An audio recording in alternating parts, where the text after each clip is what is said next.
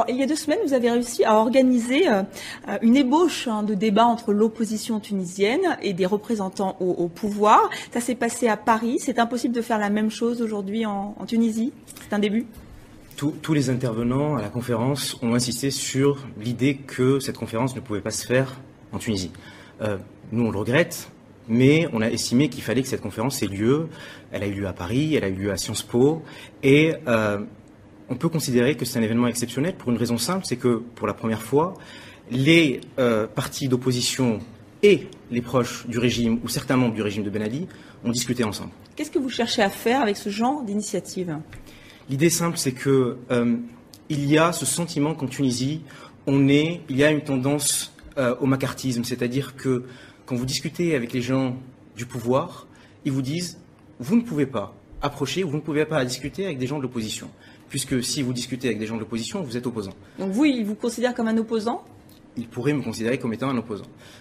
Mais pour l'opposition, les choses se passent à peu près de la même manière. C'est-à-dire que si vous discutez avec des gens du régime, on considère aussi que vous êtes acquis au régime. Nous, on a considéré qu'il y avait un intérêt général qui primait et puis qu'il fallait que ces gens-là débattent ensemble. Quitte à être taxés de suppôts du régime d'un côté, quitte à être taxés de suppôts de l'opposition d'un autre. Vous êtes pragmatique ou naïf? On essaie de l'être. On est obligé d'être pragmatique en Tunisie.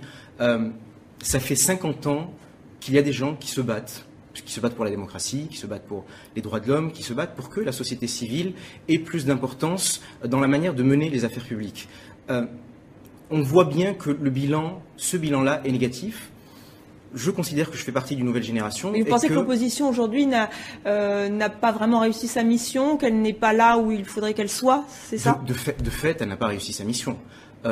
Mais en même temps, dès que vous dites qu'elle n'a pas réussi c'est un régime assez répressif. Vous êtes obligé de dire qu'on ne l'a pas aidé à réussir sa mission et qu'on a à peu près fait beaucoup de choses pour l'en empêcher. Vous pensez que vous pourrez faire mieux, que vous pourrez être une vraie opposition? Vous, je veux parler aussi de la jeunesse tunisienne.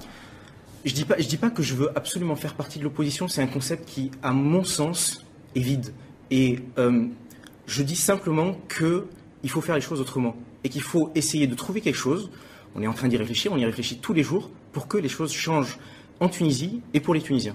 Et ce scrutin-là ne va rien changer. On a le sentiment que les Tunisiens sont assez las, désabusés par rapport aux élections, par rapport à la vie politique.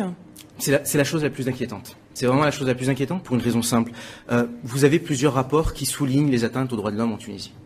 Amnesty International, AFIDH, beaucoup de militants aux droits de l'homme.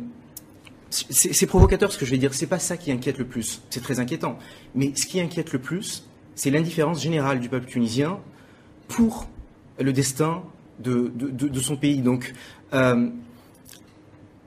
justement, comment changer, comment inverser la tendance? Comment vous expliquez cette lassitude, vous? Elle s'explique facilement. Vous avez un régime qui a essayé et réussi à dépolitiser la société civile. Vous savez, en Tunisie, l'université a été pendant très longtemps un espace de contestation. La rue aussi, les espaces publics, tous ces espaces sont aujourd'hui fermés. Et vous, comment vous espérez justement remotiver cette jeunesse? Eh bien, je crois qu'il faut arrêter de faire des annonces, il faut arrêter de faire des communiqués où l'on se plaint de telle ou telle atteinte. Il faut aller directement chez le citoyen pour lui expliquer les enjeux et pour lui expliquer que le patriotisme, c'est de défendre les intérêts de son pays et que l'intérêt du pays commande aujourd'hui d'urgence que l'on s'y intéresse. Et vous pensez que c'est possible? Vous l'avez fait déjà?